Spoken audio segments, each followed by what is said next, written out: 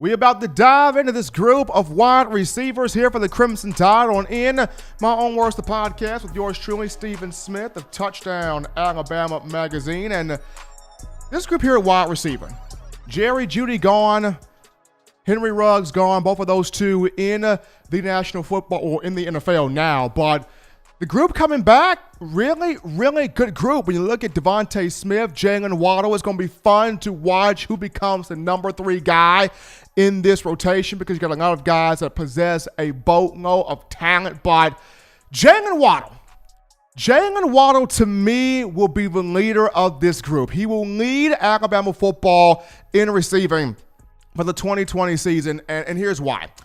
As good as Devontae Smith is, and Devontae Smith is elite, he's marquee, he's a headline guy. Cam Sims put me on Smitty in 2017 when I was out there baking in the hot sun in that August fall camp practice. Cam Sims put me on Smitty. So we know for a jump, we know from a jump what Smitty does, what Smitty is capable of doing. I know a lot of guys out there talk about, well, Devontae still has to fill out his body. He's still too small. At some point, you are what you are. He's 6'1", 175 pounds. He doesn't mind blocking, putting that 175 pounds on you and blocking you out the play. Great route runner, big time hands, strong speed, and big time playmaker. So we know what Devontae Smith can do.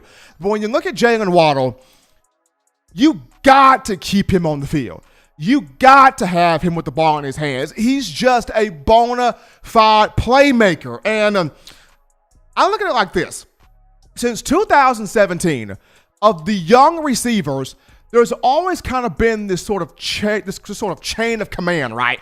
2017, and that was the team that had Calvin Ridley, Robert Foster, Cam Sims, all experienced guys, and of course, Ruggs, Jeudy, and Devontae Smith. Henry Ruggs led that team in touchdown receptions with 6, and he was the one that helped start the comeback against Georgia in the national championship game, catching the first touchdown pass from Tua Tagovailoa. So Ruggs started this. And in 2018, here comes Jeudy going, hold up now, partner. I'm a South Florida kid. I come from the same pipeline as Calvin Ridley and Amari Cooper. Give me that baton, bro. Give me that. You ain't toting that thing right. So Jeudy takes the baton, and in 2018, he goes bonkers. 68 catches, leads the team. 1,315 receiving yards, 14 touchdowns. Fred Biletnikoff Award winner, consensus All-American. Scored one of the 2 critical touchdowns in the second half against Georgia in the SEC title game, helping Alabama win 35-28. But even after what Jeudy did, here comes Devontae Smith going, nah, bruh, I'm from Louisiana. I'm from the easy. I'm from the dirty.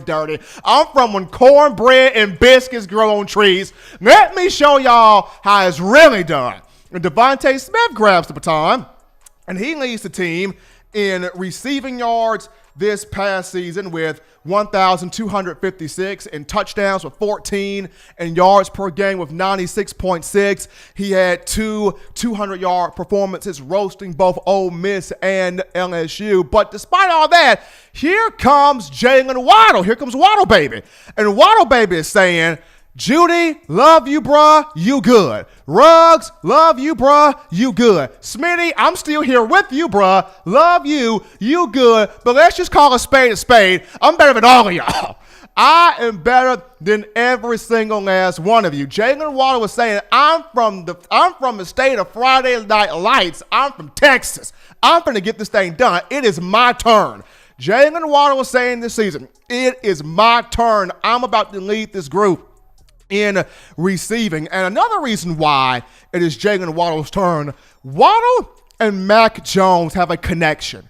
They got a serious vibe here. And of the 6 touchdowns that Waddle had a season ago, 3 of those came from, of course, Mac Jones in the Iron Bowl against those Auburn Tigers. And he caught them in a variety of ways, whether those were on post patterns, whether they were on slant routes. Jones under serious pressure, he just throws the ball up in the back of the end zone, giving Waddle a chance to jump up like a 5'11" pogo stick and bring the ball in for a catch. Those touchdowns came in a variety of ways. But just like John Parker Wilson had a vibe with Julio Jones, just like Greg McElroy had a vibe with Julio Jones. A.J. McCarron, he liked Amari Cooper. He liked Christian Jones. He liked DeAndre White. But who did A.J. McCarron have that vibe with? Of course, he had it with Kevin Norwood, the man from Mississippi, the Tiger Killer. He had that vibe with the boy Kevin Norwood. Blake Sims had that vibe with Amari Cooper. It was, look, man, love you, DeAndre White, love you, Christian Jones, but if Coop ain't open, forget it. I'm pulling this ball down and I'm trucking it down the field. That was Blake Sims. He had that vibe with Coop. When you look at Jacob Coker and Jalen Hurts, they had that vibe with Calvin Ridley. Though they appreciate the other guys, the vibe was with Calvin Ridley.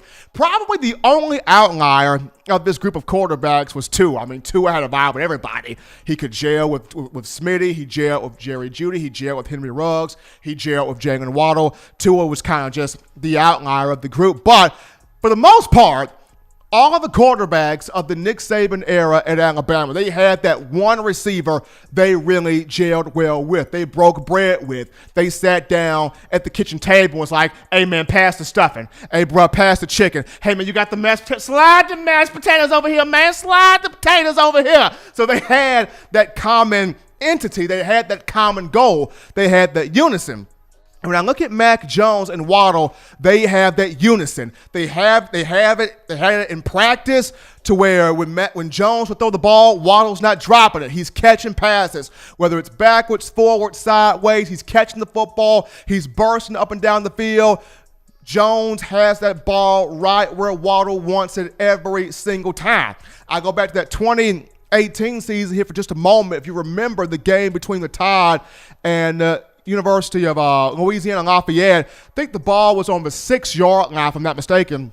Mac Jones enters the game, and he throws what's supposed to be a 5-yard little skinny slant pattern to Waddle. Waddle makes the catch, puts on the turbo boost, and bye-bye, baby! Waddle went 94 yards to the house, the second longest touchdown pass in a single game in Crimson Tide history. So Waddle and Mac Jones have a connection, and they're ready to put that thing on display. Smitty will get his. Devontae Smith will get his. He'll have a season where he'll have 50 to 60 catches, a good between 800 to 1,000 yards receiving. He'll have about 7 to 10 touchdowns. He'll put together the finishing touches not only on a great career, but to be a first-round draft pick. But I just look at Jalen Waddle. It's his time. He has seen Henry Ruggs lead in something. He saw the likes of Jerry Jeudy lead in something. He saw Devontae Smith lead in something. And Waddle was looking around like, now it is my time to lead in something from the wide receiver perspective. This is my moment. So keep your eyes on Jalen Waddle leading Alabama at that wide receiver position this season. But in terms of sleepers at wide receiver, keep your eyes on Xavier Williams. Now, a lot of people talk about Ziggy Williams, another Florida product, but Ziggy at 6'1", 195 pounds. He went off in an A-Day game a couple of years back. Guy's got great hands, good speed, tremendous playmaking ability. Now, my one knock on Ziggy is he kind of goes too fast and coming in and out of his breaks sometimes. He's got to control his body, got to control the footwork, but a guy that, to me, reminds me a little bit of Ardarius Stewart. So keep your eyes on Xavier Williams. This could be the guy, sleeper, could be a potential breakout guy, but Jalen Waddle will lead this team in receiving. But Alabama fans, you're looking forward to seeing the best in news, notes, information, and coverage on your Crimson Tide. It's simple. All you got to do is download the Touchdown Alabama Magazine app. And you can get this from the iPhone App Store if you're rocking Team Apple, Google Play Store if you just so happen to have the Android phone. For the podcast options, if your audio listening pleasures are iTunes or Apple Podcasts, Spotify, Stitcher, Google Play, Overcast.fm, TuneIn Radio, or iHeartRadio, we got you covered. Also, remember to hit that subscribe button on the YouTube channel and turn on those notifications so that you can have the best in news, notes, and information covering your Crimson Tide. If the good and gracious Lord sees fit, I will return on Monday giving you Bama football. But as always, folks, husbands, love your wives. Wives, appreciate, value those husbands, children. Still find those ways to legitimately not be bored. Get you those 3 hearty meals a day, those 3 great laughs a day. Protect yourself, protect the loved ones around you. Until next time, folks, I'm your man, Stephen M. Smith, and you've been listening to In My Own Words.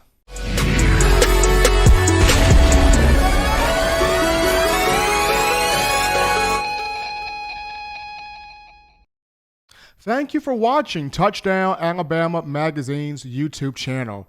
To continue to get the best in the Alabama football content, subscribe here and turn on your notifications to stay connected with the hottest shows covering your Crimson Tide.